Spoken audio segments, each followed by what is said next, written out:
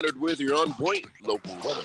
WQXL Columbia, W264DF. Grills, outdoor kitchens, and fireplaces. Spring Sizzle starts with Bart. This is 107. Please press button now. No, number 1. This is Sports Talk with Phil Kornblum, Chris Bergen, and Pat Daniel. Sports Talk is heard across the state on radio affiliates of the Sports Talk Media Network and is streaming live on SportsTalkSC.com, as well as Twitter, Facebook, and YouTube. The South Carolina Education Lottery lucky number to call in is 888-898-2525. That's 888-898-2525. Now, here are Phil, Chris, and Pat with tonight's edition of Sports Talk. All right, good evening, everybody. Welcome into Sports Talk Media Network on a Friday night. Great to have you with us. We are on location tonight at the South Carolina State Fairgrounds for the Palmetto Sportsman's Classic 2022. It is back. We have missed this. You know, you don't have to be a great outdoorsman to enjoy the Sportsman's Classic. I would not define myself as a great outdoorsman. I'm not a guy that can handle a rifle. I can't do anything with a boat. I can drop a line here a little bit, though I don't like touching the fish. So I would not describe myself as a great outdoorsman. But you just walk around this place, Chris. I mean, there's something for everybody. And, you know, there's clothes that will work in the outdoors or the indoors. You have got plenty of stuff related to hunting and fishing and boating and everything else in the great outdoors. And it's back after being away for, I think, 2 years. I think it was away for 2 years because of COVID. This is one of the annual big events that draws a huge crowd to the State Fairgrounds. We're set up in the Canty building, just in the gates that come in from the, for example, if you know where Williams-Brice is, you're walking from Williams-Brice to the fairground, you come in those gates. The first building is the Canty building, and that's where we are here today. So Major Billy Downer will be with us in just a few minutes, and he's going to have some guests as we work with our partners from DNR here on Sports Talk to help promote and talk about the great outdoors here in South Carolina, Chris. Tell you what, after last night, I am now fully behind Mike Krzyzewski winning the national championship. I mean, Really? Call me a front runner if you want. Yeah, because let's face it. I was thinking about it. Dean Smith did not win the national championship in his last season. He lost in the Final Four to Arizona. I mean, John Wooden was able to walk off with the title and never come back. But how many of the great coaches actually do that? You know, Vince Lombardi didn't. He could have walked off into the sunset after winning the Super Bowl with the Packers that second time, but he came back and coached for the Washington team. And, of course, it did not go all that well, as I recall. They weren't very good. Don Shula, I don't think he won a Super Bowl in his last game. How many of the great coaches go out winners? When I say winners, I mean by winning the championship in their respective sport. That is a great point, and I can't think of any that immediately come to mind. And I think if Duke is able to get to the Final Four, their biggest stumbling block may be tomorrow against an Arkansas team that is playing as well as anybody in the country. And what they did to Gonzaga last night was remarkable. I had Gonzaga going to the finals and finally winning this thing, and Arkansas took them out. And I thought Eric Musselman's comments afterwards regarding the West Coast Conference and basically calling it weak and soft, and he said he wanted to push the pace and be physical with Gonzaga, and he thought they might back down, and they obviously did. Back to Krzyzewski for a moment, though, Phil, and you'll appreciate this being a Boston Celtics fan. Tomorrow is the anniversary of the Michigan State-Indiana State game back in 1979. The national title game, of course, won by Michigan State, which sort of launched both Magic Johnson and Larry Bird into their careers in the NBA and changed, I think, for all time, the perception of the NBA. It's still the highest rated and most watched college basketball game in history. If Duke is in the finals a week from Monday, do you think that would surpass that game because it will be win, lose, or draw Mike Krzyzewski's last game as the head coach? Oh, I would think so. Of course, you know, there's so many different ways to watch the game now. I'm not sure how many of those ways are all counted and factored into the final ratings and that sort of stuff. But you're right. There will be a huge audience. And you mentioned Boston and the Celtics. Well, I mean, I think Red Auerbach walked away as a champion. After he won his last championship with the Celtics, he retired. So that's one. And I want to say, correct me if I'm wrong, and you mentioned Michigan State. And I cannot remember the coach's name who coached Magic Johnson at Michigan State. But did he retire after he won? Judd Heathcote. Did he retire after he won the national championship? I don't think so, because I remember him coaching for a while. Matter of fact, he finally retired in '95. So, no, he did not retire after. He was just getting his coaching career started and was blessed with arguably the greatest point guard of all time on his team. So that helps. Yeah. Pat tells us Dick Vermeil retired after winning the Super Bowl in 2000. So that's another one. So there's been a few, but I wouldn't put Dick Vermeil. I'm talking about the legends, the very few absolute best in their sport, which Krzyzewski will be, which Lombardi was, which in baseball, in Major League Baseball, Walter Alston, did he retire after winning a World Series? Did Casey Stengel coached the Mets, so he obviously didn't retire after managing the Mets for a little while. Phil, I'm Ray sure Tanner if you came go close. through Major League Baseball. And Ray Tanner came close, and they won that third consecutive he waited 1 year too long. Yep. He waited 1 year too long. So I was just thinking about that. So that being the case, I want Krzyzewski to get it. It would be such a great ending to a great ride as a basketball coach. And his team is playing extremely well. Yes, they are. The Roach kid, Jeremy Roach, he has really carried them last couple of games, especially in the final minutes, and they're playing good defense down the stretch of their games to help them. The games have been tight, and then they've played some good defense. They've made some baskets, and they've extended things. Phil Jackson retired after winning in '98, then came back to coach the Lakers. Did he retire after winning the championship with the Lakers? I would put Phil Jackson in that category of legendary coaches, just based on the number of championships he won. His last season, they lost in the finals to the that was not the Pistons. After the 2010, your Celtics. He lost to the Celtics in his final season as head coach of the Lakers. But remember, he did retire for a first time after the '98 championship he won with the Bulls. So if you count that, but then he did come back and coach another 12 years with the Lakers, give or take. He did. Well, I'm glad he lost to the Celtics. Then that's good. If he was going to end things with the Lakers, lose to the Celtics. Okay, now on to the USC women playing tonight in North Carolina. That game's going to tip off a little bit after 7 o'clock. Sweet 16 of the women's tournament. A lot of Gamecock fans have made their way up to Greensboro. And I know North Carolina has been pushing for their fans to come out in a big number as well. So we'll see what happens here. I don't know, Chris. South Carolina has been so good so many times this year, but they have, of the 2 games they lost, were the 2 unranked teams. And I tell you, that game that they played the other day against Miami, though they were never really threatened, they did not play well, except on the defensive side.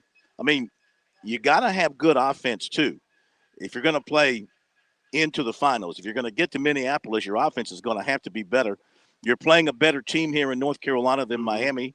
And, yes, you're going to D them up and probably cause them to have to struggle with their offense some. But the Gamecocks had better find their offensive continuity either today or in the next game, in the next round, or they'll come up short in trying to win that national championship. I just don't think they can get all the way there with scoring under 50 points a game and having to rely everything on their defense like they did the other day. Well, I'll take you back to Duke's game last night. Texas Tech was probably as good a defensive team as anybody in the NCAA, but they couldn't score and they couldn't stop Duke down the stretch when they needed to and pick up those big stops. That's why Duke got past them, because they executed extremely well down the stretch offensively. South Carolina, you're right. The Gamecocks have not looked good at all. Going back to the fourth quarter of the Kentucky game in the SEC championship and through the first 2 rounds, take the Howard game out of the mix. No offense to Howard, but we could have found 5 ladies off the street, and they probably would have been able to play with Howard. But, the game against Miami, they were just miserable on offense, and they've got to have done something to find their offense. And, again, they're geared towards getting the basketball inside. That's not going to change. That's who they are. That's their identity. But it would not hurt if Zion Cook and Destiny Henderson and some of the perimeter players could knock down a few outside shots. So North Carolina can't do basically what Miami did, and that's put 4 players in the post. They basically ran sort of a zone defense around the foul line and said, all right, fine. We're going to take Aaliyah Boston away as best we can. Somebody else has got to beat us. And South Carolina was fortunate enough to get enough points. And as you said, they've been lights out defensively. But I see this game going deep into the fourth quarter because I think North Carolina will be able to score to stay in it. Can they make the plays down the stretch against a really, really good USC defense, though, remains to be seen. All right, second USC basketball player in the transfer portal. That is Jermaine Kuznard. We'll talk more about that. So the backcourt is slowly leaving as Frank Martin did accept the job at UMass today. So you wonder if those guys might eventually head up to UMass, though Eric Stevenson, according to one of the recruiting websites, is visiting West Virginia this weekend. So imagine that, Chris. Here's a guy that started his career playing for Greg Marshall. All right, and then after a brief interlude at Washington, he comes and plays for Frank Martin. And now he's considering going to play for Bob Huggins. I mean, what is it that this guy needs? He needs somebody in his face screaming and yelling at him, because those are 3 of the most vociferous coaches that you could ever find in college basketball, guys that will really intimidate you in a coaching style that's pretty much different than anybody else. Well, it's fairly obvious Eric Stevenson responds to a swift kick in the pants type coaching. You're right. I'm not sure I've ever seen anybody. Of course, we've never dealt with a situation where you have one player end up at 4 different schools. And this is unheard of territory now, where you get an opportunity to play at Wichita State and then at Washington and then at USC and now perhaps at West Virginia. We've never seen this before. But, yeah, Eric Stevenson is not taking the easy way out in terms of coaching. He is going to be pushed to the limit if he ends up with Bob Huggins. Not going to be much of a change from what he's already grown up in terms of college basketball. All right, now baseball. Clemson is playing up at Pittsburgh, and the Tigers apparently have taken on the mindset of the Pirates because they're playing awful. They got beat in the opener 8-0. Matt Anglin takes the loss, and the Tigers in the ball game had 6 hits, committed 2 errors. Pittsburgh had 8 runs, 11 hits, also committed 2 errors. All right, okay. In game 2, the Tigers are losing 9-7 in the bottom of the 8th. They're about to be swept by one of the worst teams in the ACC. 9-15-0 for Pittsburgh, 7-7-0 for the Tigers. And the Tigers were down in this one.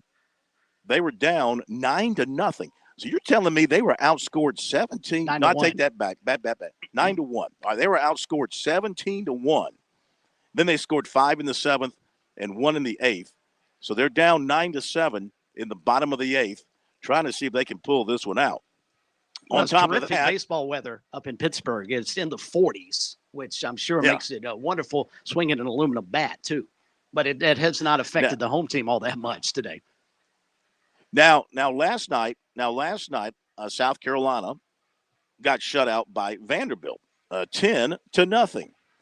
And so the Gamecocks, with that loss, fall under 500.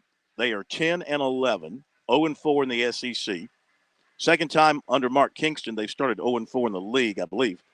I did a little research because, South Carolina not used to being under 500, having losing seasons. If my research is correct, I think it is, the last time they were under 500 in the regular season, past, say, 0-1, okay, in a regular season under 500 was in 1996. Ouch. When they had a losing streak to end the season, they finished 25-28. So they eventually got to 25-26. So that's the last time they were under 500 in a season, besides 0-1. Besides what's happened this year now at 10-11. So yeah, it's not going well for the Gamecocks, and they could not hit Vandy last night. The pitching for Vanderbilt was great. They're going to see another terrific pitcher tonight. Of course, they'll go with their best, Will Sanders, and see if he can keep him in the ball game and see if they can manufacture some runs. But Mark Kingston is, last night he was talking about they changed up the offense some from last year to rely not so much on the home run ball, but he's a little bit like, I didn't mean to change it this much, where they're not hitting any home runs hardly. Mm-hmm. And their slugging percentage is the worst in the SEC. And like last night, they didn't hit the ball hardly at all. So they got real problems there in dealing with the elite teams of the SEC. And they're not finished yet, of course, because you've got Georgia and Ole Miss coming up in the next few weeks. So their backs are really against the wall now, Chris, here early in SEC play. You get off to an 0-4 start in SEC play, you're burying yourself. Well, they've only gone 0-5 to start an SEC season one time, and that was the first year in the league back in 1992. So, I mean, this is uncharted territory, and you talked about the elite teams. Normally we're speaking about the Gamecocks as an elite team. And Phil, I flipped over and watched some of it on television last night. You got a chance to get out there, and the crowd looked like mostly empty seats last evening. I'm wondering if the fan base is starting to get to a point we don't care, and that's the worst thing that can happen. When apathy creeps in, you got big problems. Yeah, I think they're getting to that point. Now, it was a Thursday night. We'll see what kind of crowd comes out tonight. But the Gamecocks lose it 10-0 last night. They had 6 hits, committed 1 error. And, now I'll say that, Noah Hall, who's a reliever by trade, gave them 4 really good innings. He got roughed up in the 5th, came back and gave him a 1-2-3 in the 6th. Then John Gilreath came in and had a rough inning, and the game was out of reach. And Chris McIlvain for Vanderbilt, who's now 4-0, 7 innings, 5 hits, 5 strikeouts, 2 walks. Vandy pitching struck out 9, only walked 2. Gamecock pitching struck out 7, but walked 10. And also hit 2 batters. So you can't, there you go, giving 12 free passes to a team like Vanderbilt. And, of course, they fielded so well, too. Their defense, their interior defense is excellent. Well, that's why they're the number 4 ranked team in the country right now. They've got all the pieces, and they look like a team that can certainly go and win another national championship there in Nashville. Okay, let's hit a break, and we will come back for more from here at the Sportsman's Classic at the State Fairground. We'll have Major Billy Downer joining us here momentarily with some guests. Talk about many of the things going on here, things that you can come and learn from and you can purchase and take home with you right here from the fairgrounds. We'll be back. Sports Talk, Friday night edition, Sports Talk Media Network.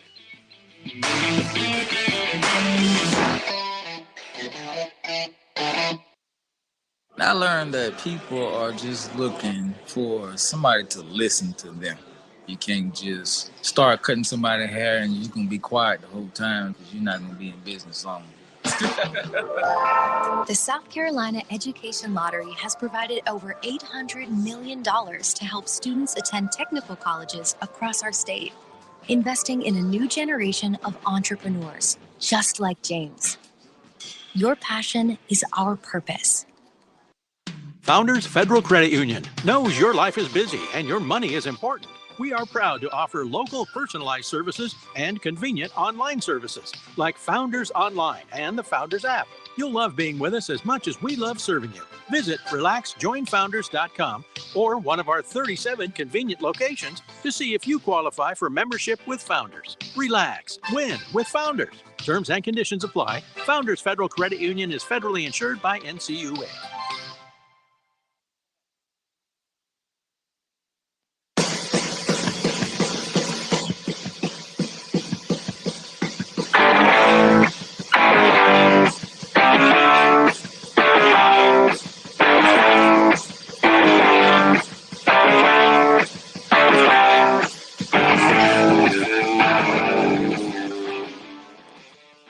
On Sports Talk on this Friday night. We're over at the State Fairgrounds for the Palmetto Sportsman's Classic of 2022. Let's welcome in here to Sports Talk the man from DNR who directs us every 2 weeks about how to survive in the great outdoors, Major Billy Downer.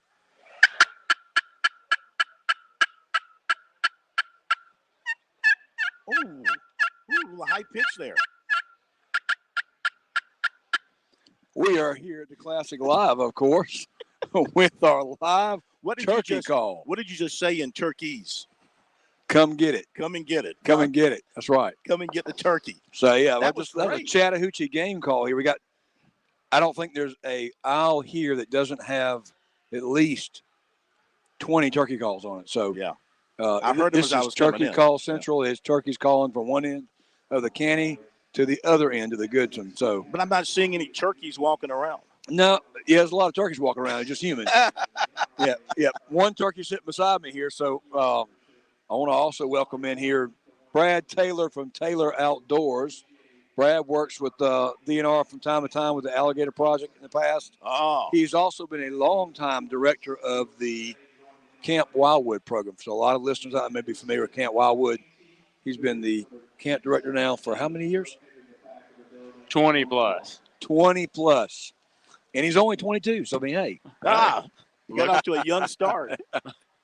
Yeah. Now, he looks, first time we've met, he looks like an outdoorsman to me. Are you trying to say I don't? Compared to? Well, he just looks like somebody that can handle alligators. You know my thing about alligators. Look at those hands. I think have you wrestled an alligator before? Don't get him started. Is that right? Holy cow.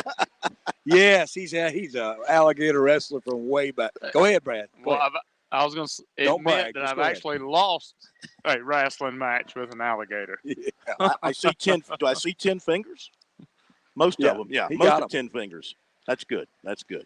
So, yeah, we're here. This is the first Friday of the Classic after a little 2-year hiatus. So we're glad to be here. Thank you for coming tonight to do a little live show. I know we're going to do some updates on our baseball across the country. Mm-hmm. Hopefully I'll hear a little softball update or I'm going to say something. But anyway. Softball. Yeah. Or basketball. Hey, Chris, we are close to the Final Four. So let's go. You want the Clemson softball team, right? Of course. They're doing very well. Chris, let's make sure we get that score of the Tigers softball team here for the major. You got it. Absolutely. Then we'll get some Daniel High School score tonight later too. Is that where she's coaching? Oh, yeah. Yeah. The daughter is coaching, and she's a big softball person. Played softball in high school. Yes, she did. Yes, she did. Coaching at Daniel High School. Nice. I do have Brad's a longtime friend and done a really good job at Camp Wildwood, but Brad's also kind of the founder of Taylor Outdoors, the CEO, if you will. Brad and I got to take a really cool trip out there 2 weeks ago, one afternoon on Lake Murray, and I just got to tell a little bit of story. A young lady named Sybil Mazel got to go fishing first time really doing some striper fishing like that. Not really the first time, but first time she ever caught one. Yeah. And we were striper fishing, and we were using planing boards. Make sure I'm right. Correct. Because I'm not used to the planing boards on our end of the world. We do down rigging and everything else, or bucktails during the time when they're when all the stripers were running and schooling. But anyway, using planer boards, and one of the planer boards just kind of started moving on its own. So I grabbed the rod up, and he just grabbed the rod. So I did grab the rod, kind of pull back. Didn't really feel anything. I said, Sybil, come grab this. Go ahead and reel this. There's a fish on here. I just don't know what it is. Right. Didn't feel like much of a fish. Brad wasn't very excited. We're all right. He does it every day, so it's no big deal. We start reeling in, and about probably 10 yards behind the boat, this monster bass jumps up. And I mean a largemouth bass, not a striped bass. Comes out of the water and does its little tail dance. And I'm going, do not lose this fish. Sip, keep reeling. So she had Brad, get the net. We get the net. Yeah. And this is what, Brad, about a 10-pound fish? Yeah. It's one of the largest bass I've ever seen come out the lake. So this young lady especially when you're fishing for stripers. I mean, we're trolling for stripers, and you catch this female bass, big old bass. And the thing was, the young lady is the one that caught it. Oh, yeah, and she had a blast. I've never caught a fish that big. Yeah. But the rest of the story is even better because we're out there, and our mom's with us, and our mom goes, all right, let's put it back. Oh. And I'm about to fall out. I'm going, I've never caught a bass this big in my life. Yeah. So we grabbed the bass. I'm just, okay. I go to the side of the boat, and I'm going, oh, I can't believe I'm letting this fish go. So Brad tells her today. What'd you tell her? What was the story today? He said he had a call from Bass Pro. They wanted to pay $10,000 for the fish, but they did. It was a good story. But y'all actually put it back. We did. We did. You could see the Sumter coming out of Billy's eyes when she said we're putting it back. He was like, I was freaking out. Going, I can't believe I have never caught a bass this big in my life. But for Sybil, it was a wonderful experience. Brad does an excellent job with Taylor Outdoors with his boat. Got a Tidewater. Tidewater Bay. But we'll come back and finish that story and talk about striper fishing a little bit on the lake right now, what's going on there. You got it. Got to hit a break. Be right back. On Point Weather is made possible by our friends at Palmetto Citizens Federal Credit Union on 107 The Point. And here's your weekend forecast. Absolutely beautiful. Sunny skies all weekend. Tonight, we're clear and cool with a low dipping to 44. Tomorrow, after a chilly start, we'll see sunny skies. It'll be windy at times, and we'll climb to 65 as a high. More of the same Sunday with a high temp of 66. Next week is warmer. Stay safe. I'm Brian Leonard with your On Point local weather. When you think about spring, good stuff springs to mind. You know, like spring break. Woohoo! A friend springing for drinks. Thanks, dude. A spring in your step. Spring fever. Oh, behave. And best of all, spring water dough pizza from the Mellow Mushroom Pizza Bakers. Yeah, baby. Experience the taste of spring with our amazing hand-tossed pies, spring fresh salads, and over 100 beers from around the world. Enjoy spring at the Mellow Mushroom in the Vista and on Sunset in Lexington. Balance of Nature, changing the world one life at a time. I'm a physician, and I still see patients every day. And, you know, so I tell my patients about this. And they ask me, what are you taking? And so I tell them, taking Balance of Nature. And they go, oh, yeah, I've heard about that. You know, so I tell them how to get it. I give them your telephone number, 246-8751. And I tell them, call this number. And I said, they'll take care of you after that. So, you know, I mean, I'm primary care. You know, I really think that it works well for people to have fruits, vegetables. Start your journey to better health with Balance of Nature right now. Call 1-800-246-8751 or go to balanceofnature.com for more information or to place your order. Shipping is always free. And don't forget to get 35% off your first order as a preferred customer by using discount code BALANCE. If you're like me, you're sick and tired of seeing these old TV stars, game show hosts, these athletes telling you how to save money on your Medicare and on your health insurance. These national toll-free numbers are overwhelming us. It's not that people don't need the service. They need good local customer service, not big box toll-free numbers. See, I work directly with Tim Hanberry right here at Medicare Blueprint in the Midlands. When it comes to my family, I want the best family plan. I'm not even on Medicare, but my mom is. So here's what I do want. Someone local to serve as my advisor on the plans and choices that I have, and someone to help mom with her Medicare. I want someone to help me pick the right plan, save me as much money as possible by knowing all the rules of the game. Medicare Blueprint starts the process with you. They will see it through. They answer all your questions. They call you back. It's the same folks helping you start to finish. Tim and his team are independent. They fight for you, not the insurance company. Online, it's MedicareBlueprint.com or call them 708-7398. Dave Ramsey here. Do you want your money to work for you rather than you working for your money? Go see my friends at Palmetto Citizens Federal Credit Union. They're not a mega bank and have been serving the Midlands since 1936, offering good old-fashioned customer service and free services. They'll look out for your financial well-being. With 14 locations, check them out today at palmettocitizens.org. Federally insured by the NCUA. Attention listeners, con artists have many tricks for stealing your money, but the AARP Fraud Watch Network is here to help you protect yourself and your family. We give you the tools you need to spot and avoid scams. So listen for the AARP Fraud Watch Network alerts. Use our scam tracking map to see the latest scams and sign up for prevention tips and alerts from law enforcement. To learn how to outsmart con artists before they strike, visit aarp.org/fraudwatchnetwork. If you're an avid shooter or you're new to shooting, Shooter's Choice is your paradise. A firearms specialty store with all types of firearms, ammunition, accessories, AR platform rifles, shotguns, hunting rifles, and much more. Shooter's Choice has the largest and best selection of firearms in the area. Shooter's Choice is the oldest, the most professional firearms dealer in the Midlands. They've served us for more than 30 years. Family owned, they've never let themselves lose that hometown feel. You go into Shooter's Choice, you'll get experts who hunt and shoot. It's not like some big box store. Their staff has decades of experience. You just won't get this anywhere else. From the classics to the newest cutting-edge products anywhere in the firearms world, they buy, sell, and trade firearms. They have an indoor firing range for handguns and hunting rifles. If you don't want to spend the gas money, hop on ShootersChoiceSC.com and shop online 24/7. Whatever you choose, Shooter's Choice will make it easy on you. In West Columbia at 944 Sunset Boulevard or online, ShootersChoiceSC.com. Make it your first choice, your best choice. Make it Shooter's Choice.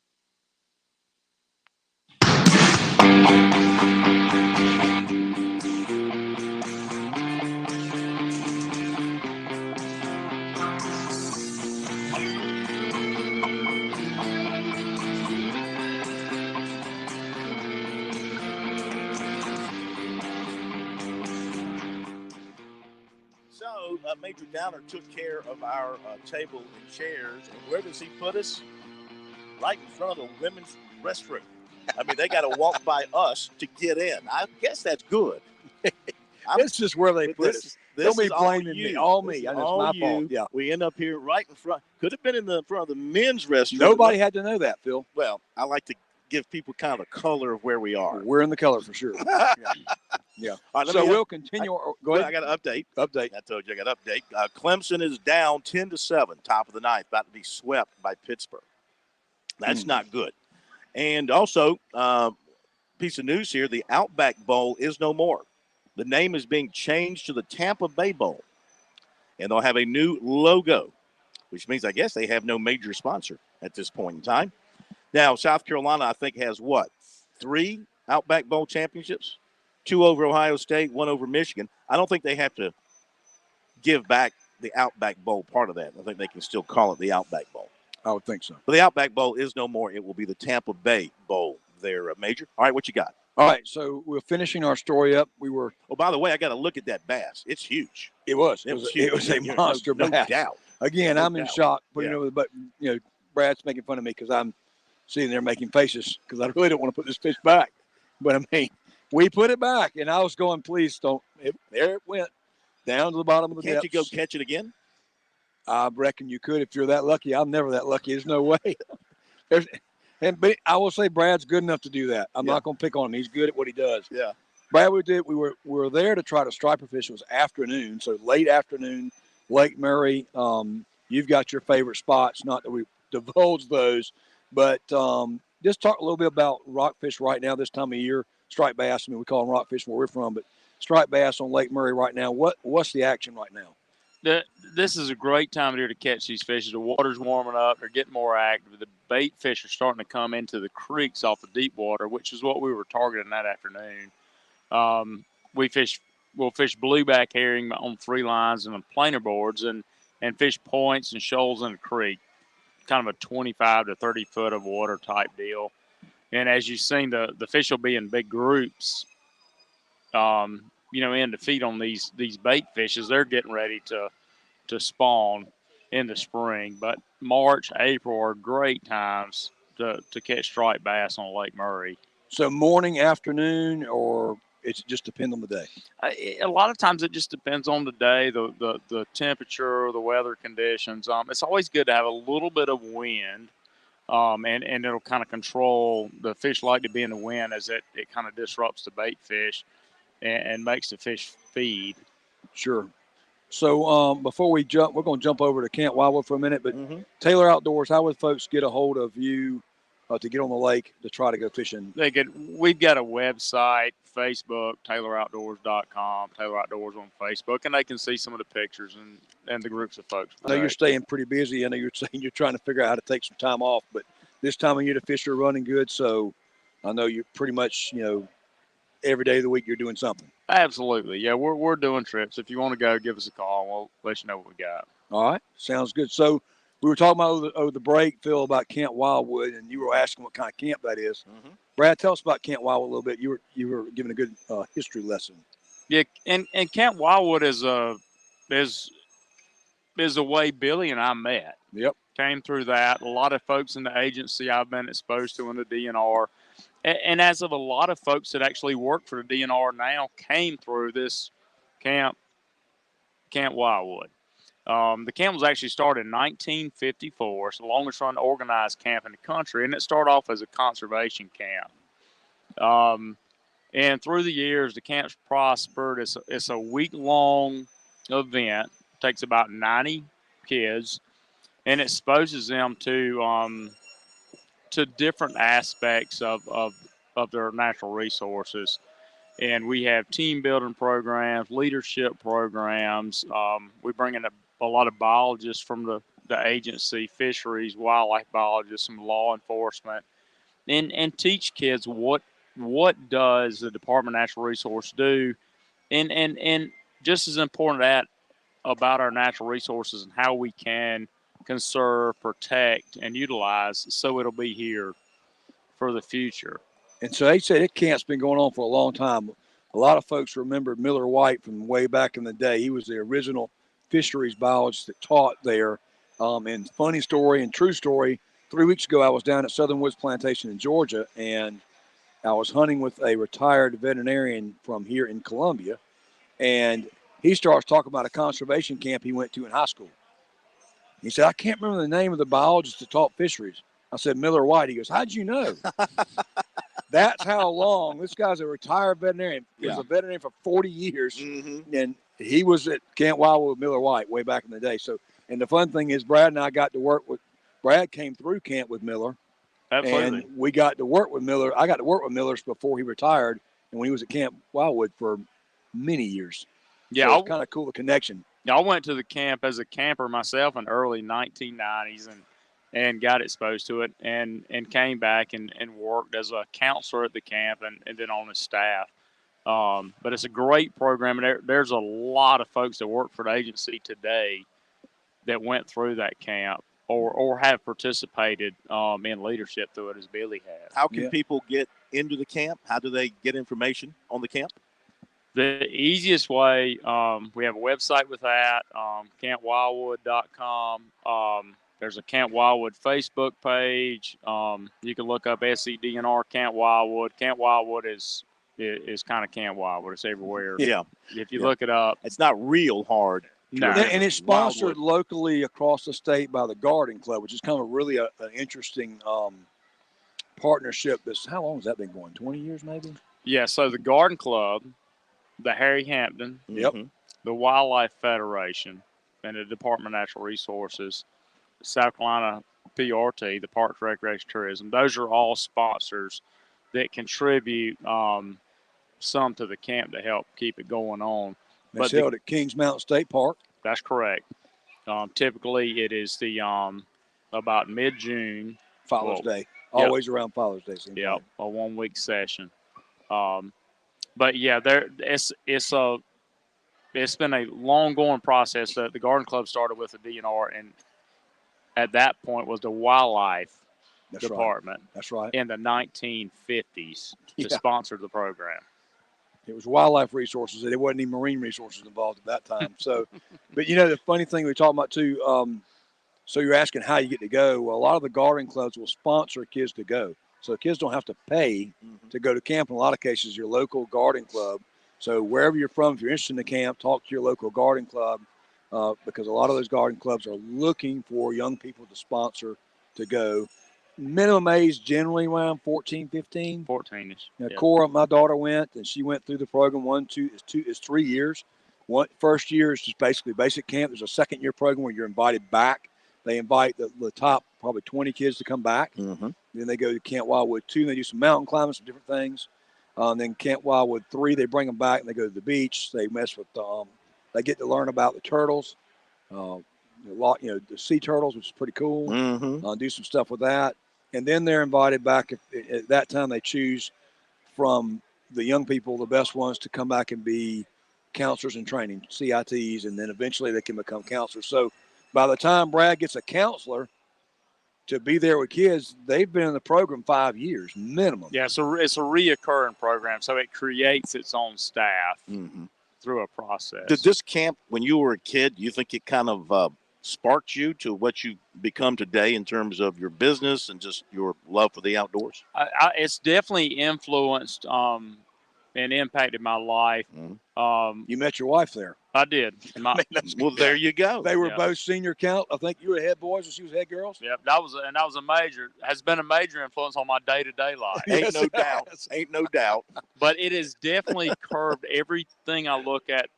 That what I do in work is conservation, recycling. A lot of those thoughts were installed at me through that program. That's great. That's great. All right, we got to hit a break. All right. And we're going to thank you for being with us. Sounds like everything's going great. And you've got another guest that you want to bring in. Fly back in. Yes, sir. All right, we'll get to that after the break. And I'll tell you that Clemson has lost to Pittsburgh. So the Tigers are swept today up in Pittsburgh, Chris, 10-7. I told you. They went up there and became the Pirates and played like the Pirates. How about Got this beat stat from 8-0 Clemson? and 10-7. How about this stat from Clemson? First doubleheader sweep for the Tigers since 2014. Oh, Monty Lee will not be a happy camper. They got one more game to play there tomorrow. Hit the break. We'll be back in just a moment.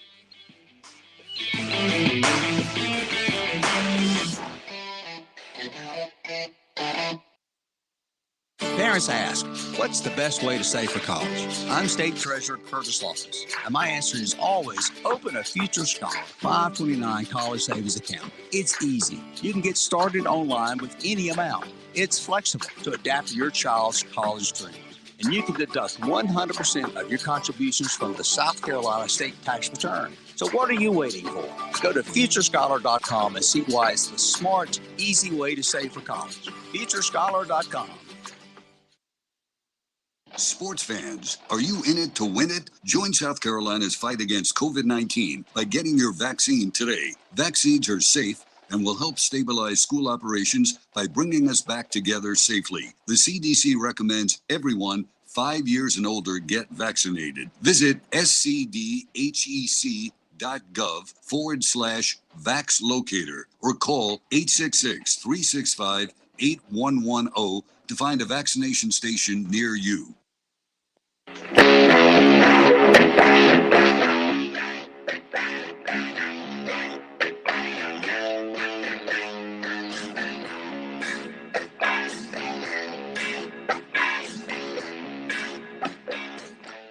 Major Downer went to go fetch.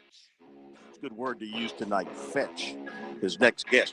Chris, this place is fantastic. I'm watching the people walk around. You got aisle and aisle of vendors with all kind of stuff. You can buy clothes. You can buy guns. You can buy weapons. You can buy turkey calls.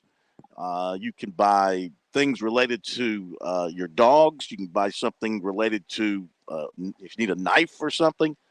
Big knife, small knife. They got everything. And I'm just in the Canty building. I mean, this thing is spread throughout several buildings. We'll let Major Downer go into detail about that, all of that when he joins us. But I recommend it to folks. You've got up until 8 o'clock tonight, and, of course, a Saturday and Sunday. So tomorrow, 9 to 7, Sunday, 11 to 6. And this thing normally on good weather weekends, which this is going to be here in the Midlands, it draws thousands. So come on out, make your plans to take it all in here at the State Fairgrounds. See your good folks from DNR. You have some questions about licenses and taxes and fees and things like that. They'll be here to answer all those questions as well. And Chris, well, you're going out of town, aren't you? You're heading down to Mobile. Yeah, leaving for Mobile tomorrow evening. As a matter of fact, funny story about that. Coastal's playing South Alabama in the semifinals of I'm not sure many people realize, but there are other tournaments still going on. The Basketball Classic is one of those. And because, and this never even crossed my mind until I was chatting with Matt Hurd, who's the Director of Basketball Operations at CCU. He said the most difficult thing he's had to overcome, because he plans all the travel, is the Final Four in New Orleans. Because everybody is heading to New Orleans, so there are no flights going into New Orleans. So your next best option is to flying to Mobile and then drive over to New Orleans.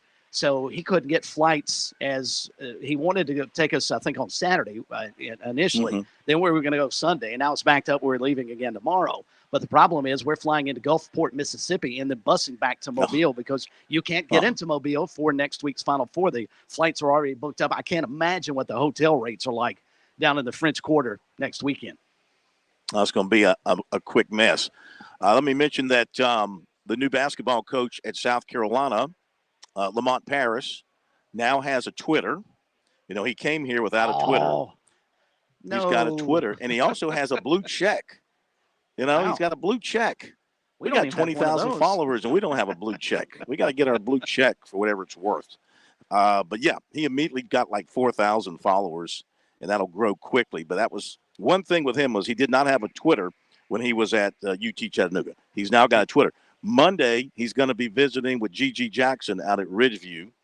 Talked to his dad today. We'll give you more on that coming up. He's not yet talked to the kid. He's talked to the parents. He's going out there Monday to meet him for the first time. And Major Downer is back. Before we welcome your guest, I was trying to tell people. Oh, go ahead. That's a talent. That is an absolute talent. Tell everybody I mentioned the Canty building. But I mean, what else?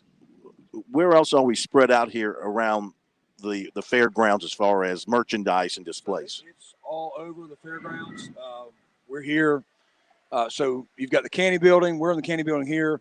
They've got what they call the Canty 2 or the Goodman building, the Ellison buildings where all the DNR exhibits are. All the way down the Midway are all your boats, UTVs, ATVs, tractors, implements, the fishing pool, pond for the kids, catfish pond.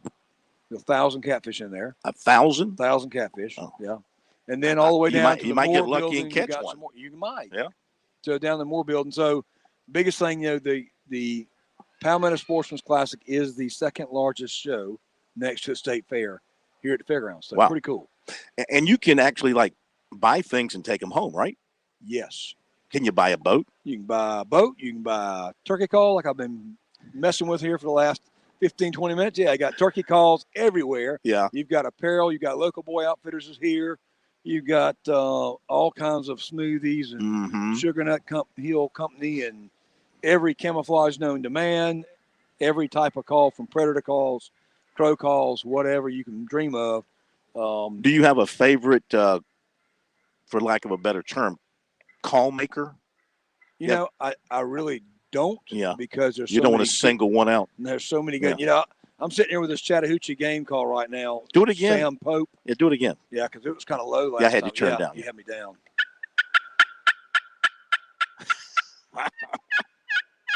Oh, that's sexy. That is a copper call. Really cool. Never seen one like that. Yeah. Very sharp. He's got a wood, a wooden striker here. And there, somebody's answering turkey you. Gobbling in the background over there. Yeah.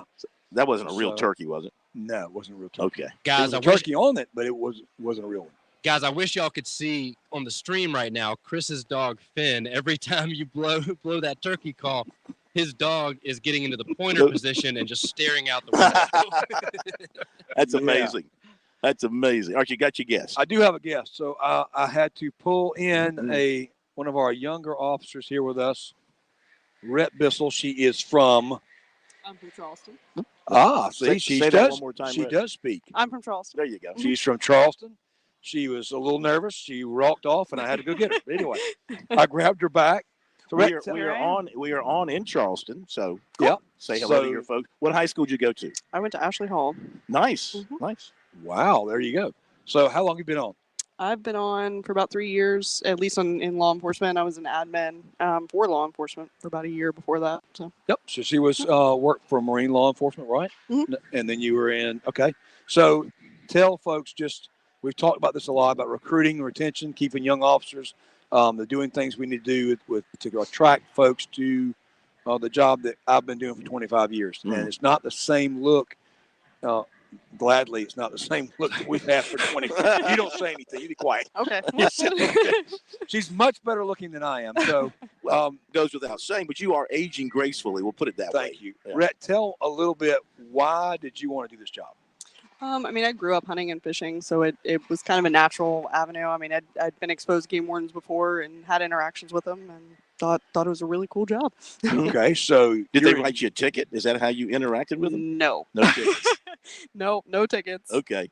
None that we're aware of. Yeah. Yep. Yeah. I mean, So- I've interacted with highway patrolmen my entire teenage to adult life, but I never wanted to be a highway patrolman. Because you got tickets. Yeah, I got tickets. Exactly. Well, tickets out the yin yang. So tell me a little bit about your first 3 years. What would you tell folks, or a young lady out there perhaps that's thinking about doing this as a career? What would your advice would you give folks? And that could be a young man or a lady. Doesn't matter. Okay. As a new officer, what's your advice? Definitely. You're on air live. I know. Definitely embrace the challenges. There's a lot of challenges, but there's a lot of good with that, and give it your all, and learn from the people that have come before you, and really take in their advice, and they'll teach you a lot. So, what's your favorite part of the job? Oh, that's Is there tough. a favorite season? So you're in Region 4. So folks that know, she is on the coast. Yeah, so I'm on the she's a coast. coastie. So you have to go do lots of things besides just duck season, deer season, dove season, turkey season, which we're in the middle of turkey season now. Yep. She also has to go offshore and do offshore patrols. Oh, yeah.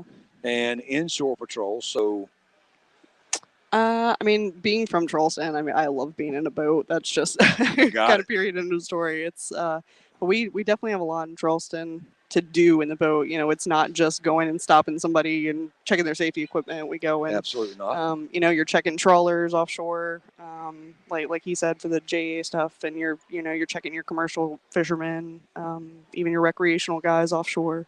That's kind of my favorite that we. How far offshore will you go? It depends on the weather. Anywhere from 3 miles. So we've been as far as 50, 60 miles off. Which is where the big boys are. Yep. That's where the big fish are. And she's out there, and she's so she operates on our larger boats, contenders and such. A lot of fun. So 2 to a boat in that deal, maybe 3. Yeah. So it's not only you're not on your own out there in the big pond. That's not the big muddy. That's the big pond. That's the big muddy Lake Marion. There's nothing big muddy about the ocean. But anyway, so but she has been on now 3 years. You're on our dive team. Yes, I am. So talk about that a little bit too. So What like drew in you terms to of do what we that? do. What Okay. drew you to do that? What did you lose underwater you could not figure out? Well, I lost a phone on a dive, which was convenient because at least I could go get it. But I'm drawn to the water. I'm drawn to water sports and things like that. And I honestly, I've never been diving in my life, and kind of decided it was, it was a fun, or could be fun, could be interesting, and just something different. Another challenge. So I gave it a try just to, see if it would fit, and it worked out. And you can't really beat the work that we do. I mean, you're going and recovering evidence for cases, but you're obviously, if we have, a missing person or something like that, and you're able to give that person back to their family. I mean, that's you can't put a price on that. Yeah. So it's And that's a great way of putting that, because our divers have to deal with a lot of unsightly things sometimes. Yeah. And the last thing you want to do is as an officer, the things we have to pull up sometimes aren't always pretty, but what she's pointing to and alluding to is very important, that families have closure. Yeah. And so she's a part of that, and that's a great point to make. Bringing closure to families with that loved one, bringing them back. Yeah. And unfortunately, That's why there's we do it. so many there's just so many things they have to deal with that. But at the same time, they do evidence recovery. Yep. And they get to do some practice dives and fun things, and Absolutely. do some practice time underwater, kind of continue to be comfortable and up to speed. Past that, talking about offshore and all that, recruiting wise, I know you've been brought in the conversation recruiting. Yeah. What do you see as the biggest challenge of finding young officers today from your experience in 3 years? Now, I got 25 years in. I'm going to say one thing. All You've got 3 years. What's your take on that? From my perspective, I think I've seen that there honestly is I think a little bit of a decline in people that are interested in hunting and fishing. So I think from a recruitment standpoint, I mean, you have more and more people that are wanting to do this job that really don't have the hunting and fishing experience. And so how do you expose the department to those types of people and bring them on and teach them all of these things that some of us that grew up hunting and fishing and being in a boat, how do how do you get those people interested? Sure. So Absolutely. And you know, our job's a lot of boating. Our job's a lot of fishing and hunting. You can teach somebody how to count. You know what your limits are. It's what you got to do. But some of the stuff, the natural things, swimming, yep, not being afraid of the water when you're on a boat, those are big, scary things for some people. Absolutely. And the job schedule, I know we can talk about that all day, is our job schedule just is so you don't know what it is from day to day, which also makes it fun. Yeah, absolutely. Makes it exciting. It does. We got to hit the top of the hour break. Thank right. you so much. Thank you for having me. Best of luck to you. Thanks for coming over. We'll be right back. Major Downer, don't go too far. We'll continue with Sports Talk from here at the Sportsman's Classic at the State Fairgrounds. We got our regular group coming up at hour number 2 as well. Be right back. By the way, before we do what's supposed to happen here, thank you for pushing the button. I thank you. Programming thanks you. America thanks you. WQXL Columbia, W264DF. Grills, outdoor kitchens, and fireplaces. Spring sizzle starts with Bart. This is 107 The Point. News this hour from townhall.com. I'm Keith Peters reporting. Key Republicans are less likely to vote to confirm Supreme Court nominee Ketanji Brown Jackson after watching her confirmation hearings this week. Senate Minority Leader Mitch McConnell speaks for others in his party when he says, quote, after studying the nominee's record and watching her performance this week, I cannot and will not support Judge Jackson for a lifetime appointment to the Supreme Court. Minority Whip Senator John Thune says there were predictions Judge Jackson might win over some conservatives, but a closer look at her record has, in his words, probably moved some of our members in the opposite direction. Brown is expected to win confirmation as she enjoys 100% of Democratic support. Von Agner reporting. The Salem Radio Network, parent company of Town Hall News, is partnering with 2 Christian nonprofit organizations to rush emergency relief to Ukraine. Food for the Poor and the organization Feed My Starving Children are rushing food, water, and emergency supplies to Ukraine around the clock.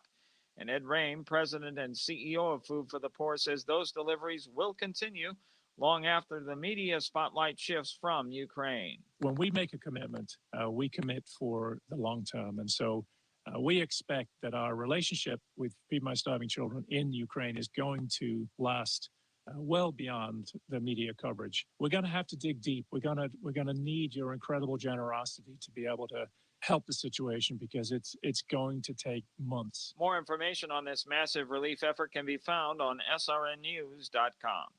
Utah GOP lawmakers have overridden Governor Spencer Cox's veto of legislation that bans men from participating in women's sports. It's part of the continuing battle over transgender issues in the culture. On Wall Street, the Dow up by 153 points, the Nasdaq dropped 22, the S&P 500 up by 22. More on these stories at townhall.com. I struggled with symptoms like frequent gas and stomach pain for years. I was bloated all the time with daily diarrhea. At first, I thought it was what I was eating. I kept thinking it was stomach issues. So I did my research and talked to my doctor, and we finally uncovered the truth. It was actually EPI. Exocrine pancreatic insufficiency, or EPI, is a condition where your pancreas is unable to help break down your food. It can lead to symptoms like diarrhea, gas, bloating, stomach pain, unexplained weight loss, and oily stools. And EPI symptoms can be confused with those of other common digestive conditions, like irritable bowel syndrome, Crohn's, and celiac disease. So getting to the right diagnosis meant being more open with my doctor about the severity of my symptoms and how often they were happening. But there's good news. EPI is manageable, so don't wait any longer. Use the symptom checker at identifyepi.com and schedule a visit or call with your doctor to ask, could I have EPI? Sponsored by AbbVie. You may not believe this, but gas prices have been declining. First, the good news. The average price of gas has dropped 3 cents in a week. It's $4.24 a gallon now.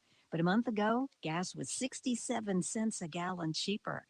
And a year ago, it was $1.37 cheaper, according to the AAA. The least expensive place to find gas right now is in the Midwest and in the South. In Missouri, the average is $3.78. The most expensive gas is in California. In Los Angeles, gas is over $6 a gallon now.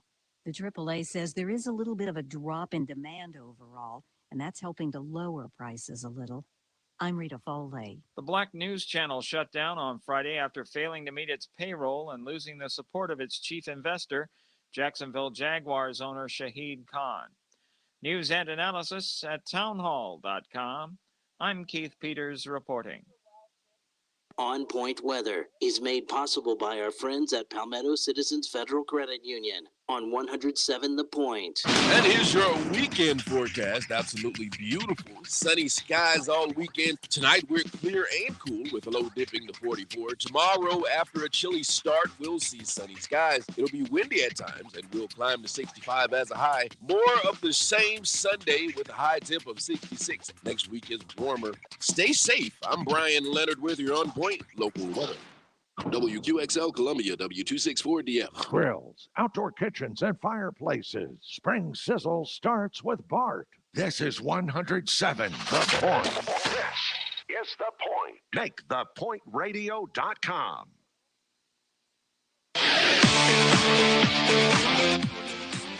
Welcome back to Sports Talk on the Sports Talk Media Network. You can reach the guys with the South Carolina Education Lottery lucky number, 888-898-2525. That's 888-898-2525. Now back to Phil, Chris, and Pat with the second hour of Sports Talk on the Sports Talk Media Network. All right, we continue from the Sportsman's Classic here at the State Fairgrounds. Major Billy Downer will rejoin us a little bit later on, but we appreciate him being here and having those guests with us. I found those guests to be outstanding. You're talking about a young man who's gone into the business and got a thriving business working on the lake with his fishing business and also giving back to the state, working with Camp Wildwood and helping to bring other people into the great outdoors. And then young lady who's just with us who works for DNR, and I was just amazed about what she does and going out on the boats and the deep sea diving and all that kind of stuff and things that she has to do as part of the diving part of it. Like he said, not always pleasant when you have to go into recovery mode and you work for DNR and you have to go find somebody who got lost off a boat. You know, that's not the pleasant side of the job. So appreciate them being with us. More from Major Downer and DNR coming up in just a little bit. Brian Ralph in just a second. If you're just joining us, Clemson loses twice at Pittsburgh, 8-0 and 10-7. South Carolina just getting underway over at Founders Park against Vanderbilt. Game 2 of that series. Gamecocks were shut out last night, 10-0. Great pitching by Vanderbilt. The Gamecocks will try and do a little bit better tonight. You've got on the mound Will Sanders. Vanderbilt's got a runner on first and 2 out to start the top of the first inning. Of course, you know Vanderbilt's going to be throwing an excellent pitcher as well. That's all they've got is good young arms. And their starting pitcher tonight is going to be Carter Holton, who is outstanding. You look at his numbers. They are freaky good. We'll update some other baseball in just a little bit. But it's on with the Sweet 16. And, of course, you got the USC Women playing in Greensboro. We'll keep an eye on that. That game just getting underway against North Carolina. And the men's Sweet 16 continues. And you've got the North Carolina men playing tonight. I wonder where the Tar Heel Nation has its attention most applied. My guess would be with the men. Yes. We welcome Brian Ralph. Brian Ralph joining us here on Sports Talk once again as we continue to track things in the tournament. Brian, great to have you with us once again. And I'm on board for Krzyzewski to win the whole thing now and go out in a blaze of glory. Is Duke setting itself up for a great moment, one shining moment, I guess you could say, or heartbreak down the road? Well, all the other tough teams that would be in their way seem to keep falling by the wayside, so it might just end up being Duke's by default. I've been incredibly impressed with the way this Duke team has played down the stretch of their games, the last 2 games. Last night against Texas Tech, Texas Tech that game, and then Duke just flipped the switch and didn't miss a shot for the final eight or so minutes of that game. Like they took their execution just to an entirely different level. Same thing the last couple minutes against Michigan State. Michigan State was up by 5 again the last few minutes of that round of 32 game. that's something this Duke team has not shown this season up until now, is that elite closing ability. And they've done that these two games to where they are rolling. And they'll be the favorite against Arkansas. And I think favored to do some damage once they get to New Orleans. Now, but Arkansas can do some things to give them problems, Absolutely. can they not? I mean, they're very athletic. They have a great player, individual player, of course, player of the year in the SEC. They can do some things to hurt Duke. They can. They can do a lot of the same things that Texas Tech did to slow Duke down. Arkansas does not have the same caliber of defense that Texas Tech does, but they're pretty close. Since Arkansas started 0-3 in SEC play, so about January 9th or so, since that point, they have the second best defense in the country, Arkansas does, just behind Texas Tech. And we saw that last night against Gonzaga with the Razorbacks as well. Just their athleticism, their size, their competitiveness, and how they throw quickness and athleticism at you in waves is really tough for a lot of teams to handle, particularly teams like Duke that don't necessarily have a true point guard, but they were able to handle it after the opening couple of minutes against Texas Tech. The main difference between Arkansas and Texas Tech is that Arkansas has some guards who can score and take over. J.D. Notae took a lot of shots, did not shoot a great percentage in that Gonzaga win, but we've seen all year in the SEC, he's somebody who can completely for a game and win a game. But that Duke's going to have to manage if they're going to win that game. Plus the defense Arkansas plays, Arkansas can be a really tough team to beat.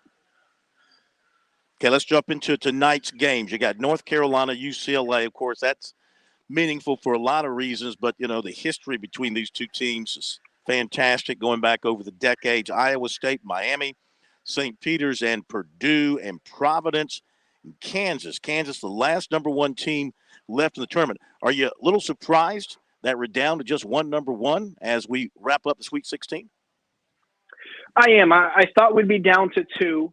Baylor, I think, had shown some signs of being vulnerable down the stretch, but obviously showed itself the UC loss. I thought Arizona had some tough. Kansas and Gonzaga, I thought would be the final two. Gonzaga had stuff taken care of. Kind of like the floor is open for Duke now with some of these top teams losing. The floor is open for Kansas. The talk selection Sunday was that Kansas had the easiest path of any one seed to the Final Four. That's obviously shown itself to fruition here, but that path has gotten arguably even later than we thought because of what's happened. This is going to be, I think, the toughest game they'll play this weekend. If they win, I think Providence would be a tougher test than either Iowa State or Miami.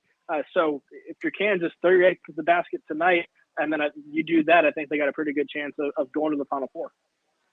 Ralphie on Round Ball. Brian Ralph with us here tonight on Sports Talk. Looking forward to the back half of the Sweet 16 tonight. Of course, the Elite Eight over the weekend, set the Final Four for next weekend. And Brian, it seems like a lazy national narrative, but I'm wondering if there's some truth behind this. And Eric Musselman sort of threw gasoline on the fire a little bit afterwards, calling out the West Coast Conference, and has said he wanted to be much more physical with Gonzaga than maybe they've seen in the past. He wanted to put that speed that Arkansas can play with up to its test and see if Gonzaga could handle it, and they seem to wilt.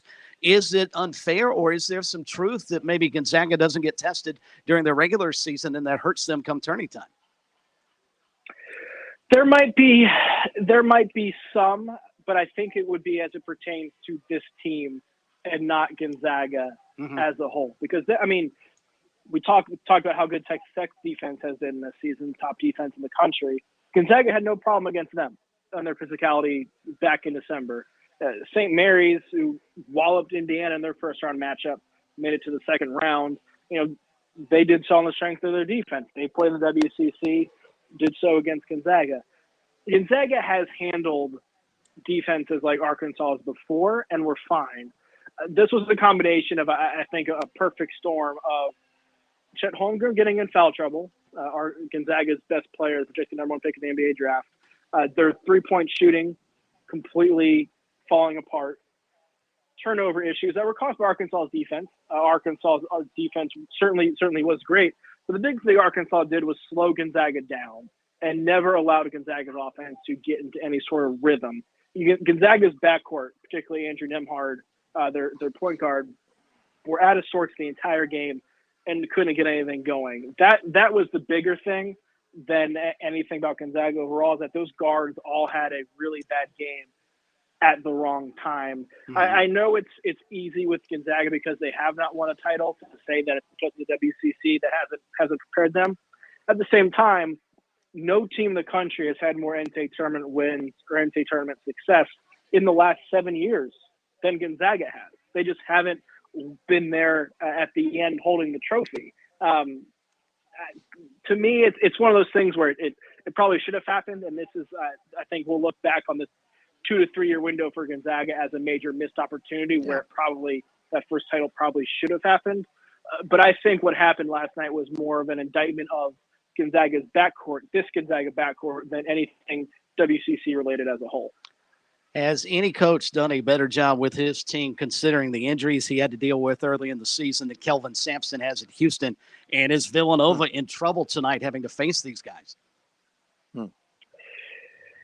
Yeah, Villanova Houston's going to be an interesting one for sure. That's a matchup with two teams who do not beat themselves, and both have gotten here because of their culture and the way that they don't beat themselves. The key, I think, is going to be to see if Houston can speed Villanova up, because was able to do that against Arizona, and Villanova had success because they don't get sped up. They play their game all the time. That'll be something interesting to watch in that Elite Eight matchup. Couple more minutes with our man, Brian Ralphie on Roundball from HeatCheckCBB.com. You love basketball, you'll love HeatCheckCBB.com. Check it out and subscribe. It's very, very inexpensive. So 2 things to ask you about you and your pundits in the college basketball world that live this stuff 24 hours a day, 365. The reaction of some people to the officiating. I just read it and kind of roll my eyes. I've never been a believer that officiating wins or loses a game. Yeah, there's a bad call here, there, etc. But, there's so many other things that go into a win or a loss. Has it been as bad as some of you people are making it out to be to this point? I am not an officiating person either, and I do not fall in the camp that it is the single factor that decides any one game. That said, it has been atrocious. It has been absolutely atrocious, and has been a factor in some of these games. I'll point to the Gonzaga game. We mentioned Chet Holmgren being in foul trouble. I don't think he committed a foul in the second half. Yet they called him for 3, and that completely changed the complexion of the game. A lot of people think the officiating helped spur Baylor's comeback against North Carolina that forced overtime, and ultimately UNC won that, and that was fine. But a lot of people think that comeback was certainly assisted by the officiating, and it's been the main storyline in a couple other games as well. I don't think it's been the deciding factor in any one game, but the fact that it has undeniably been a factor in multiple games is certainly concerning.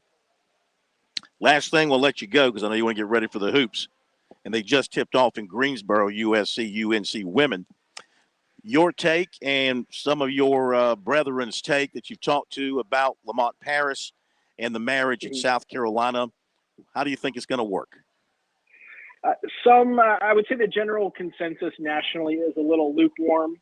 Like he did a great job at Chattanooga, but it's just a matter of whether he can parlay that success into a bigger job at South Carolina. And I think some of that has to do with how South Carolina conducted their search and the fact that there was very publicly maybe 2 or 3 other options they offered it to before him.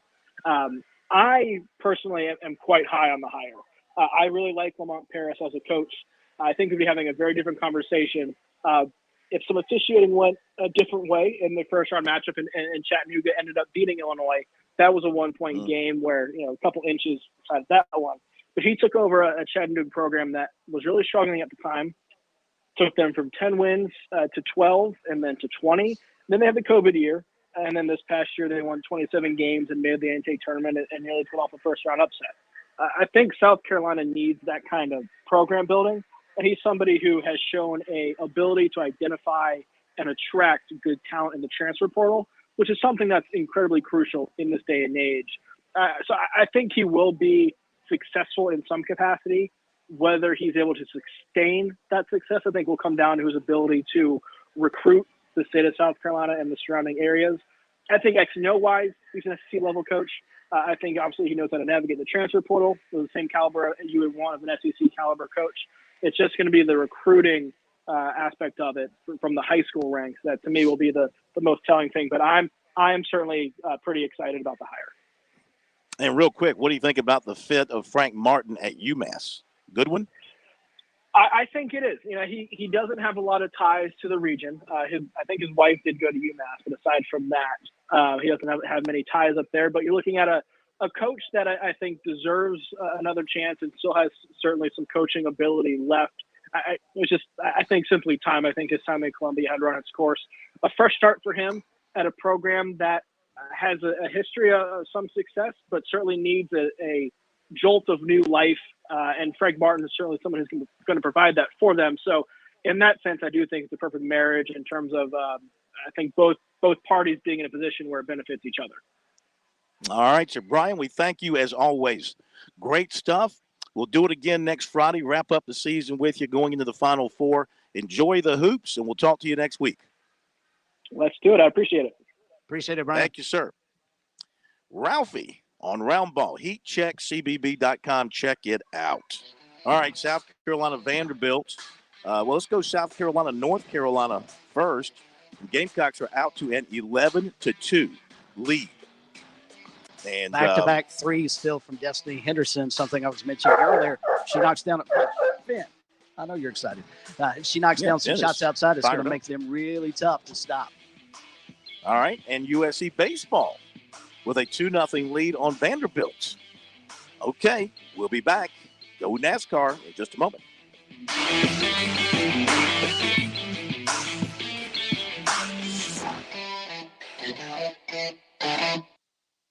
The countdown is on, and Columbia Fireflies baseball is right around the corner.